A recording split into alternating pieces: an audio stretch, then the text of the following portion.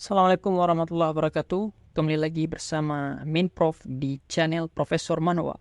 Kali ini kita akan melanjutkan perjalanan Jin Runcandel sebagai seorang putra bungsu dari Master Pedang.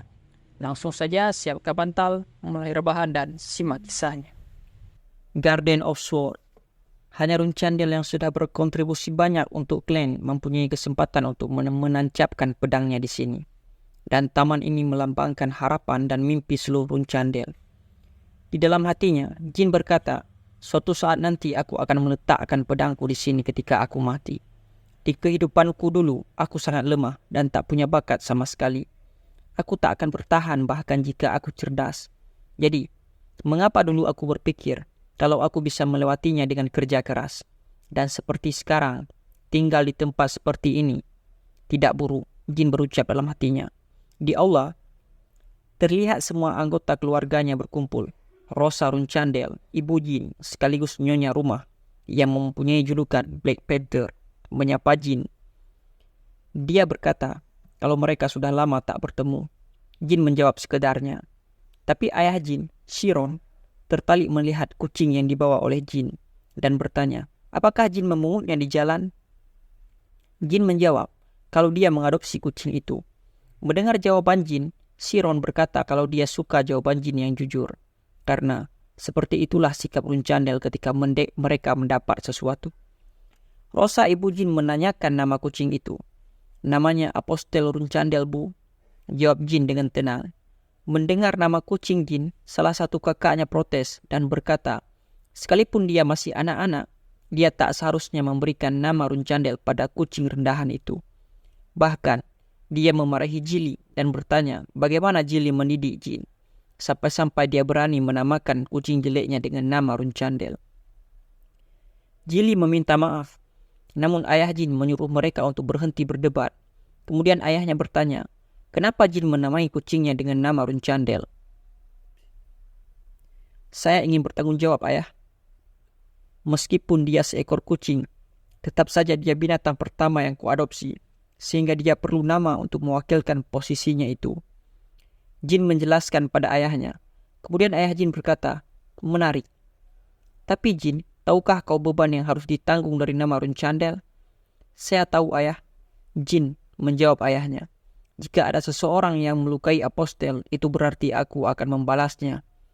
Sepertinya kau punya bakat untuk memancing musuh. Lihatlah bagaimana saudara-saudaramu melihatmu. Meskipun begitu, aku juga punya bakat untuk membunuh musuhku, ayah. Mendengarnya membuat Chiron merasa senang dan berkata, kalau semua anaknya sekarang sudah siap untuk mendidik si bungsu pemberani. 4 tahun kemudian, awal musim panas tahun 1794, Jin yang berumur 14 tahun sudah menjadi kesatria bintang 2, sedang berlatih tanding di lapangan.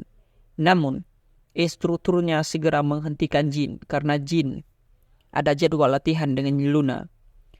Kemudian, Jin menyimpan pedang kayunya dan berkata dia akan pergi sesudah makan. Instrukturnya bertanya, apakah hari ini Jin ingin makan dengan kadet yang lain? Karena ibu Jin, Madam Rosa, tidak suka melihat Jin bergaul dengan kadet yang lain. Namun Jin menjawab, kalau dia tak ingin bertarung diam-diam dengan saudaranya ketika sedang makan. Instruktur kemudian berkata kalau dia akan melaporkan itu pada nyonya.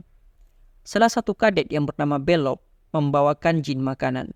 Jin berterima kasih padanya. Kemudian, Jin mencoba lebih memahami Belop. Dia berasal dari rakyat jelata dan sekarang dia sudah berumur 13 tahun.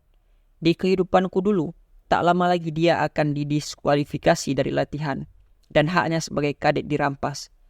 Melihat mulut Belop penuh dengan makanan, Jin bertanya, apa makanannya enak? Belop menjawab, tentu saja. Dan dia selalu berterima kasih pada Runcandel yang mengizinkannya makan. Dia juga berterima kasih pada Jin yang selalu berbagi daging dengannya. Mendengar jawaban Belop, Jin segera menyuruhnya berhenti. Karena jawabannya sama seperti kemarin. Apakah Belop menghafal jawabannya? Kemudian Jin memberi saran untuk Belop agar dia sebisa mungkin menyingkat kata-katanya. Karena dia diremehkan sebab terlalu banyak bicara. Belop harus membusungkan dadanya dan menunjukkan kebanggaan dirinya kebanggaan dirinya sebagai guardian naik Runchandel, serta kadek dari Runchandel. Namun Belok malah semakin minder disebabkan karena nilai miliknya yang terendah, dan Jin bahkan belum mencapai kesatria bintang 1. Jin menghiburnya dengan mengatakan kalau menjadi kadek Runchandel adalah tugas yang sulit. Sekalipun kau terbawah di sini dibandingkan orang lain seusia kau jauh lebih tinggi. Jin sebenarnya tahu kenapa dulu Belok dibuang oleh klannya, karena dia tidak kompeten. Tapi kenapa anak yang baik sepertinya bisa menjadi anggota klan Hairan, klan Swordmaster yang lain, dan menjadi anjing setia kekaisaran Vermont. Bahkan dia menjadi seorang pembunuh massal yang berdarah dingin. Dulu, ketika Jin mendengar Belok bergabung dengan pasukan kerajaan, dia terkejut. Dan Jin sedih saat dia tahu Belok mati bunuh diri. Jadi aku harus menjaganya dan mengawasinya agar kau tidak dikeluarkan di kehidupan ini. Jin berjanji dalam hatinya, hidup sialmu itu cukup sekali saja. Sesudah makan, Jin mencari Luna untuk berlatih. Sambil berjalan, Jin sibuk berpikir, sekarang aku sudah menjadi kesatria bintang 2, spiritual release bintang 2, dan mana bintang 4. Semuanya berjalan lancar. Dan jika terus seperti ini, dalam 2 tahun lagi aku akan mencapai Swordman bintang 3. Tapi sebelum itu, Jin akhirnya bertemu dengan Luna di ruang latihan. Dia berkata, kalau latihan Jin hari ini masih sama seperti kemarin, tapi Jin harus menyikapi latihannya berbeda setiap hari. Jin mengatakan kalau dia mengerti. Kemudian Luna menyuruh Jin untuk menggunakan mata batinnya.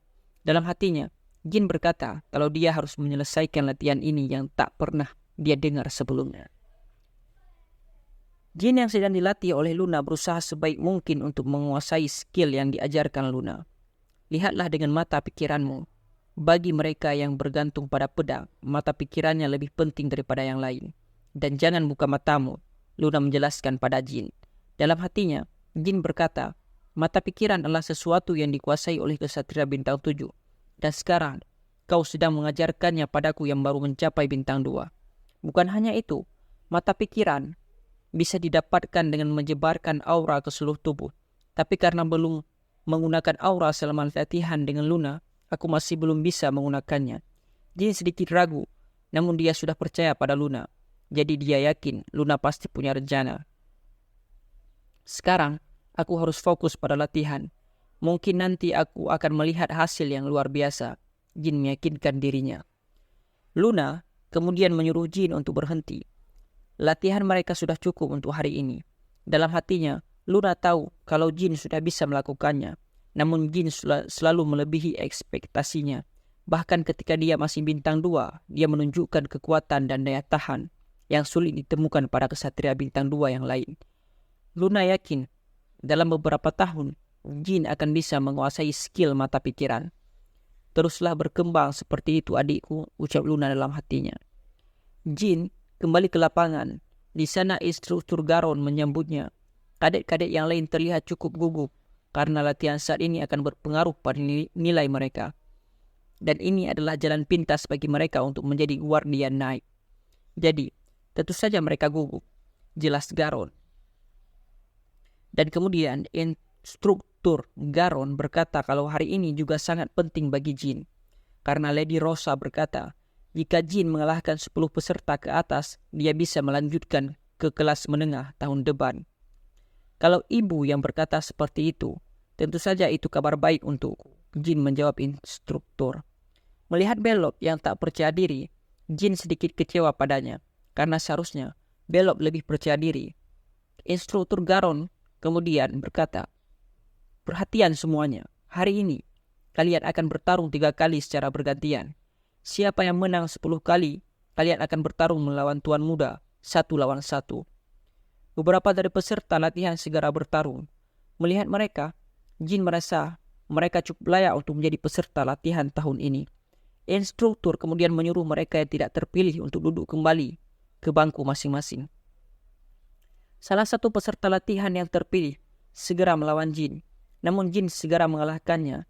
Untuk saat ini, rekor terbaik Jin adalah 8 kemenangan. Jadi dia harus mengalahkan 2 lagi. Jadi untuk itu Jin harus mewaspadai salah satu peserta. Mesa Milkano Runcandel. Di kehidupan dulu, Mesa menjadi elit Guardian Knight setelah melewati semua latihannya. Hari ini, aku akan mengalahkanmu Tuan Muda, Mesa berkata. Jin membalasnya, baiklah, aku menantikannya. Mesa segera menyerang Jin. Dalam hatinya, Jin berkata kalau Mesa sudah bertambah kuat. Tapi bukan berarti dia tidak bisa mengalahkannya. Tapi Jin harus mengalahkan 8 orang lagi setelah Mesa. Dan itulah masalahnya. Mesa yang merasa kalau semua serangan Jin hanyalah teknik sederhana berpikir, apa mungkin dia merendahkanku dan berpikir kalau aku tak bisa mengalahkannya juga hari ini. Mesa segera menyerang Jin dengan lebih cepat dan berkata, mari kita lihat Tuan Muda. Jin sedikit kewalahan menghadapi serangan Mesa dan peserta lain terkejut melihatnya. Aku pasti akan mengalahkan Tuan Muda hari ini, Mesa berkata dalam hatinya.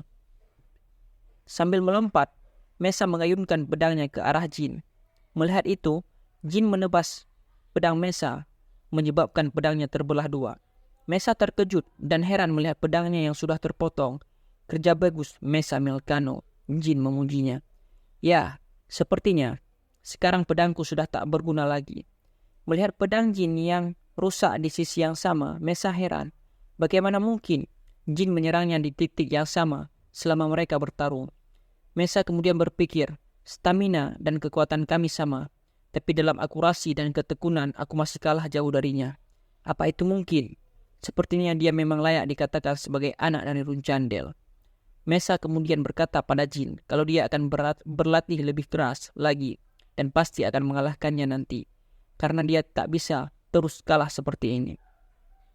Semua berjalan sesuai rencana Jin, karena dia yang sekarang pasti akan kesulitan melawan 10 orang berturut-turut. Tapi karena tadi dia menang melawan Mesa, semua peserta lain merasa kalau mereka tak bisa mengalahkannya. Dengan ini, aku sudah mengalahkan 10 orang. Syukurlah, semua berjalan sesuai rencana. Melihat Jin yang mengalahkan 10 orang, instruktur memberi selamat pada Jin. Sekarang Anda akan menerima pelatih yang sebenarnya dari kelas menengah. Selamat, Tuan Muda. Mendengarnya, Jin berterima kasih padanya. Terima kasih, Garon. Sampai saat itu tiba mohon bantuannya. Garon kemudian ingin mengakhiri latihan pagi karena waktunya hampir habis. Tapi Jin bertanya berapa lama waktu yang tersisa. Garon kemudian menjawab kalau waktunya tersisa 10 menit. Dan kenapa Jin bertanya waktu padanya? Jin berkata kalau dia masih ingin melawan 1 orang lagi. Siapa itu? Garon penasaran dan bertanya. Belop, Skim. Jin berteriak memanggil Belop. Belop yang kebingungan bertanya kenapa dia. Maju dan lawan aku, Jin memaksanya. Tapi Tuan Muda, Belop merasa ragu. Namun Jin berkata, Belop Sim, jika kau tak akan bertahan di Runcandel jika seperti itu, maju dan lawan aku akan menghancurkanmu. Hanya sekian kisah Jin Runcandel pada hari ini. Min Prof pamit undur diri. Kita akan sambung kembali di besok hari. Tetap setia di Profesor Manhwa.